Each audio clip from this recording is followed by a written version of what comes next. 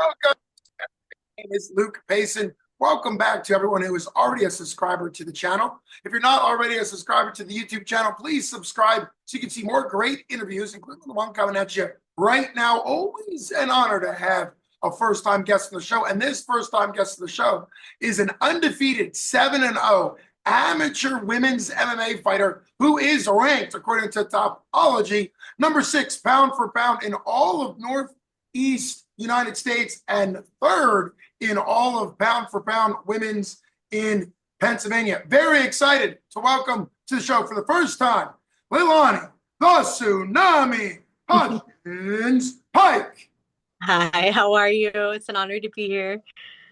Thanks so much for coming on the show. And we're going to get to your record and being 7-0, all that. But the reason why you're on the show mainly tonight is to talk about being under a month away from 247 Fighting Championships Brawl in the Burgh 26, which is going down February 1st, the brand new Sunny Days Arena at the venue, super in North Versailles, Pennsylvania. Super, super excited to be talking about that. So how are you feeling? You're obviously at the gym now. How are you feeling tuning up for your 8th MMA fight in an attempt to go 8-0 as you're already 7-0? Yeah, I'm feeling good. I've been working really hard. Each fight camp, you have a lot of ups and downs. You're fighting through injuries, you're training 2, 3, 4 times a day. So, my body's tired, but I'm feeling good, feeling prepared, and, going to trust in my training and my coaching. I'm excited for sure. Well, I'm excited to hear more about you training and being coached out of Embrace Martial Arts. But take us back. Obviously, you're quite the athlete. What athletics did you do prior to martial arts?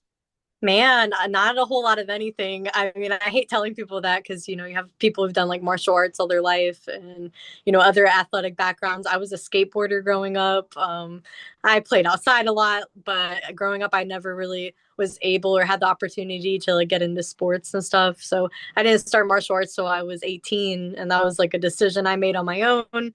I wanted, to do something healthy for myself and never really expected to fight, but glad that that's where the tables turned for sure. And that's great background to know. You took your first amateur MMA fight in 2022. So what was the buildup like? When did you start training at Embrace Martial Arts, and kind of what was the learning level like prior to your debut fight?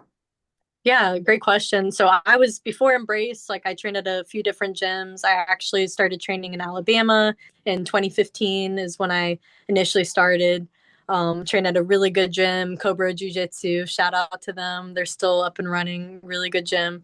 And then moved to North Carolina, trained at a few different gyms here, Rima, Elevate MMA, and eventually stumbled upon Embrace in 2019. So like right before COVID hit, really like the end of 2018. And yeah, I haven't left since then. I have really good coaches. They don't sugarcoat anything. They're straight Brazilians. So, you do something wrong, they're not scared to be like, hey, you suck. This is what you need to work at. And that's what kind of like drew me here. And I had a few other kickboxing fights before my MMA debut. So I knew I always wanted to get into MMA. And I just, I had a lot of stuff to work on. Probably when I did my kickboxing fights, I shouldn't have been fighting. My stand-up and striking was not good. Not that it's the best right now, but definitely was my weakness. So, getting to work with the coaching that I do now has really helped level up my game. My first MMA debut, I took on like 4 weeks notice against an opponent who'd already had some fights. Can you still hear me? Sorry, it kind of froze for a second. Yeah, she had already had fights and trained out of Pitch Black, and I knew that was a really good gym with, Stephen Wonderboy Thompson. So that was kind of like for my first fight. I'm like, oh crap, like this is real. But it ended up winning that fight. It was really good experience. So just nonstop training since then. Well, that's an interesting little connection because Coach will be there from Pitch Black, will be at your fight, your next upcoming fight, because they have Gino Morelli, I believe is his last name, and he's a 3-0 pro fighter out of Pitch Black. Obviously, Pitch Black is a great gym, yeah. And the reason why Gino's fighting on the Pittsburgh card is because he did wrestling for Penn State. I think he's a Penn State, He's a Pennsylvania guy. But anyhow, so you fought twice in 2022 after you made your amateur debut, and then two more times in 2023, and then three times in 2024. What's it like to really kind of keep that momentum going as you continue to fight, particularly three times last year? Yeah, like it's been definitely, harder work. When I was doing kickboxing, I didn't really know what it was like to put myself through a real fight camp and like maintain that. And you see a lot of fighters who like, fight and then they kind of get lazy after their fight, start eating bad again, getting out of regimen and schedule. So I've really had to stay disciplined the past couple years and not getting into the bad habits and just maintaining and realizing, hey, I'm not just training for this fight. I'm training for, all the fights that I have ahead. I'm training to go pro. There's still a lot of work to do. So just, all hard work, and it's going to continue to be that way. Well, now that we're caught up to the fight that's coming up February 1st, talk about how this fight came together. Karli Jo Thomas is kind of a local fighter, incredible talent. She is also setting history as far as local Waynesburg University. She's a Division III women's wrestling coach, and it's their first year having women's wrestling. And they just hosted last night. They just hosted the first ever women's wrestling event at Waynesburg University, little local history made yesterday. But what kind of brought this fight together and made you say yes to Karli Jo Thomas? Yeah, absolutely. She has a great background. I'm an opponent who like has nothing but respect for my other opponents, even if they're, have been disrespectful, which she hasn't. Like we actually have never spoke. I've followed her for a while. I've seen her fight before. I know has an incredible background. I am super stoked for the challenge. Wrestling is one of the best bases you can have for MMA. I think it's badass what she's doing, and hopefully in the future we can be training partners. If not, that's cool too. We both have the same goals. I always look at me and my opponent probably have the most in common than anybody else in this world. So it's like, how can you really hate someone who's putting in the same time, energy, and discipline as you are? So I'm excited for the challenge for sure. It's funny because her and I are actually signed under the same management team, and typically, like, you don't fight someone who's signed under the same management, but it's, as you know, it's really hard as a female fighter to find opponents, especially at straw weight, smaller weights, and just in general. So I think she's kind of looking for going pro pretty soon as well, and we don't really have options. So I'm super happy that she accepted the fight. I respect that a lot, and yeah, excited to see how everything plays out. Well, that's a great attitude to have. Karli Jo has a very similar friendly attitude as well. Obviously, when you fight, you'll give it your best. You are actually on a five fight finish streak right now. Four of those finishes have been by submission, which makes sense because you talked about your jiu-jitsu coming right from Brazil, from your coaches. But talk about being on that five-fight win streak by finish, because obviously you're on a 7-0 win streak, but 4 submissions, 1 stoppage. What do you think? Your first two fights were by decision, but then everything else has been by finish. So what do you think really kind of made the switch there?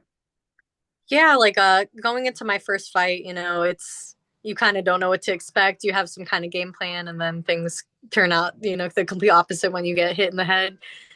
So figuring out how to like, switch up my training in the gym and like, hey, if I'm going for hard rounds, I'm going to finish. Like my coach, Tiago Silva, he's really good at like, okay, hey, this person, your goal, you have 4 minutes with them, 5 minutes with them, get the finish as quick as possible. And like, that's the goal throughout the round. So I've been trying to implement that in my fights too. You want to get in and out of there uninjured, quick, getting a finish. I'm happy about the, past 5 finishes that I've had, but no matter what, like win or lose, I'm always very critical about myself and look at all the mistakes I make. I would like to display some more striking in my future fights too, but typically, it's been jiu-jitsu finishes. I got the 1 TKO, but would definitely like to broaden that horizon a little bit on how I'm finishing. Well, I mean, when it comes to MMA, you mentioned having a kickboxing background. And in kickboxing, obviously, it has to remain on its feet. What's nice about MMA is you have many different avenues of winning, but you also have many more avenues of losing. And I think some people Yes. forget that in MMA, one of the reasons why fighters sometimes don't do exactly what the fans think, or even sometimes what they want, like you mentioned, oh, it'd be nice to win this way, is there's many more ways to lose inside the cage. So you have to be very aware of not getting caught in whatever else the opponent might have. And so that we've seen sometimes fights can switch very quickly. So obviously Yeah. being defensive and offensive at the same time goes a long way. The name Thiago Silva sounds like a guy that used to fight in the UFC. Is this a former UFC fighter who's now coaching BJJ? A lot of people get him confused. Okay. Different Thiago Silva. This Gotcha. Thiago Silva has fought before too, and he's a black belt in jiu-jitsu, a phenomenal Muay Thai striker. But yeah, different Thiago Silva. Okay. Sorry to ask the same question that No, I I asked think a lot before, of but people get confused with that. it just brought up to my head. So speaking of your coach, Thiago Silva, who's going to be making the trip with you? Who's going to be in your corner, either physically or supportive? And kind of what are your thank yous? If you have any sponsors, if you just want to thank friends, family, you know, your husband, whoever is like support of your journey. Oh yeah, absolutely. So cornering me, Tiago's been there for all my fights. I always give like all my credit to him because wouldn't be where I'm at without him at all. He's put so much time and energy and trust and belief in me, even when I'm, you know, silly, not doing the stuff I'm supposed to be doing on the mats. He's still by my side. It's good having that loyalty there and that push and someone to believe in me the way he does. So, yeah, he'll be there for sure in my corner. I'm gonna have some teammates. My friend Justin, he's usually there. He's a brown belt. He just got injured, unfortunately. So I know he's awesome. He's been there for a couple of my fights, but he has to get surgery, so he won't be there. I have my pal Connor coming up. He's been helping me for like the past 3 fights of mine, closer to my size. So he'll be cornering me as well. And then I have a lot of family and friends. So yeah, for sure, I want to tell them all thank you for the support and love. Thank you to my husband, his family, you know, my friends, everyone making that long drive all the way to PA to watch this fight. It's super exciting and an honor to have that support for sure. Well, that is wonderful. For people who are not making the long drive and need to get the pay-per-view, this is the public service warning to not get any pay-per-view links that just pop up randomly on Facebook all over the post. Those are all scams. Make sure you're downloading now the 247 Live app in any app store, and you can use that on any smart device. That's the best way to get the pay-per-view, or 247fighting.com. I've been putting that disclaimer in, particularly for people that will be new to 247's. 247 Fighting Championship is such a fantastic regional promotion that they actually have their own app, which goes a long way to securing those things and not having scams. So I really appreciate you coming on the show. It's going to be an incredible night, historical night, because 247 Fighting Championships is opening up their own brick and mortar full-time venue, and that's Sunny Days Arena at the venue. It's going to be the very first event there, so you're part of history coming all the way up from Raleigh, North Carolina. So really been great talking to you. You've been listening to Luke Payson with first-time guest on the show, Leilani the Tsunami Hodgens-Pike. Thanks so much for coming on the show. Thank you guys. You got it.